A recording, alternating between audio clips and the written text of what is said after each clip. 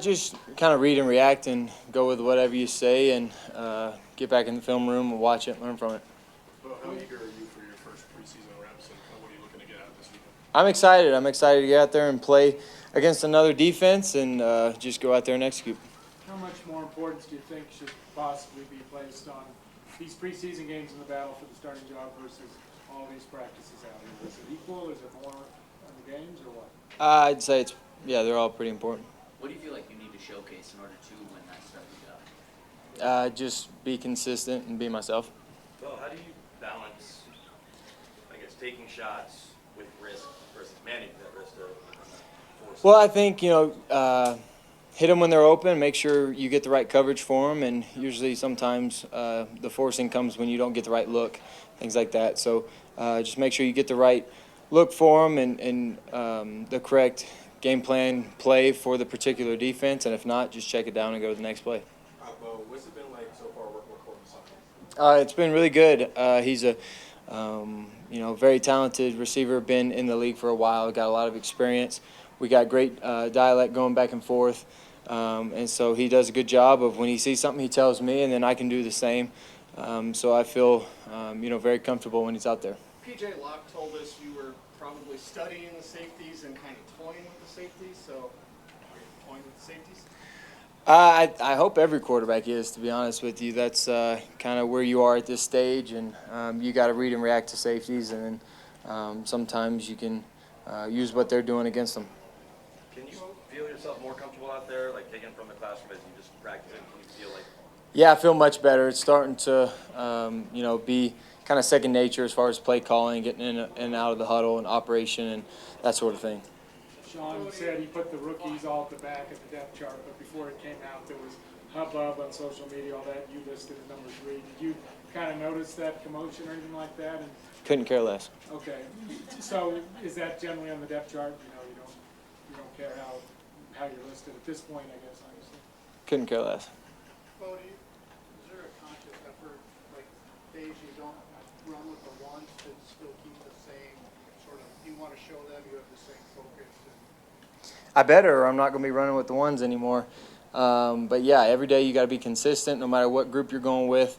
Go out there and do your best and make sure you're operating at a high level. I guess have they ever said like you got to lead all the time type of thing? Yeah, no matter if you're in the cafeteria or if you're in the training room, quarterback's job is to be a leader at all times and get everybody going in the right direction. And so it starts, off the field, and when you get on the field, making sure your operation, your huddle, whatever group you're going with looks the best. What's been your impression of Luke Lonsberry? You've gotten to know him, work with the Washington guys. Yeah, really smart, very athletic up front. All those guys are doing a great job at center right now, and Luke's done a good job of, taking what he's really good at it and just kind of maximizing what he's got. And very athletic.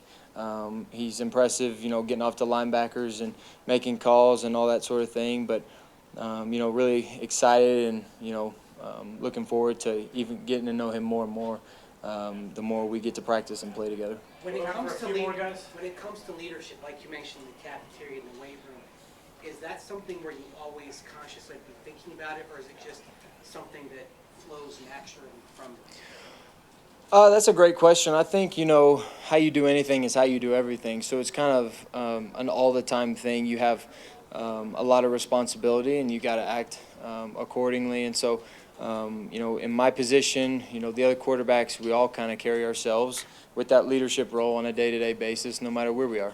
Well, I imagine you've been a starting quarterback most of your life. I guess, when did you start playing, and were you the starter from day one? And how many full seasons have you not been a starter since that?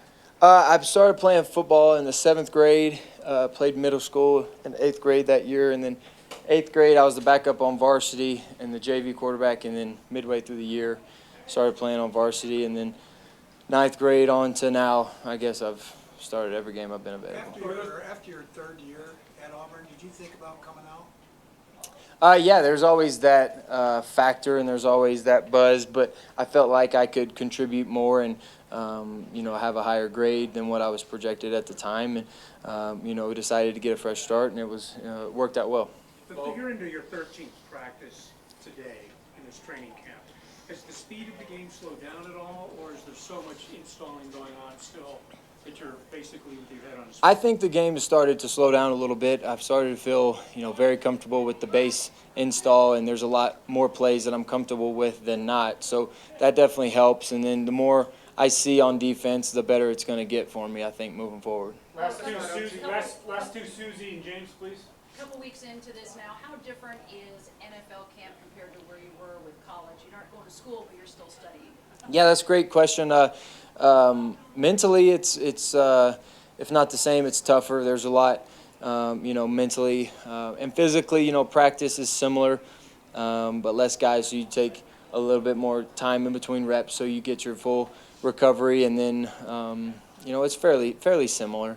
I think in college sometimes they try to duplicate what they do in the league just to kind of because that's the thing to do. And so I think it prepares you well, but there's just an element of the NFL that kind of makes it more challenging.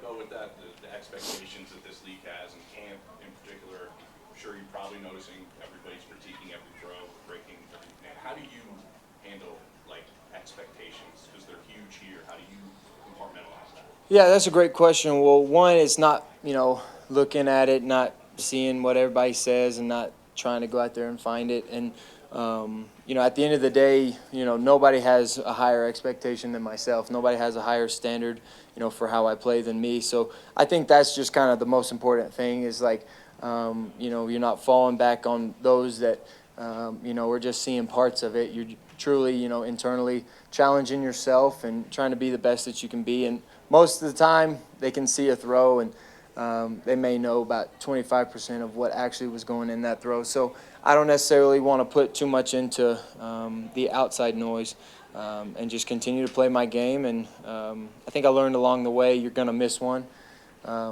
often, and so you just got to move on. And I feel like I've been better at moving on and just not letting it bother me and affect the next play. Thank you both. Thank you all.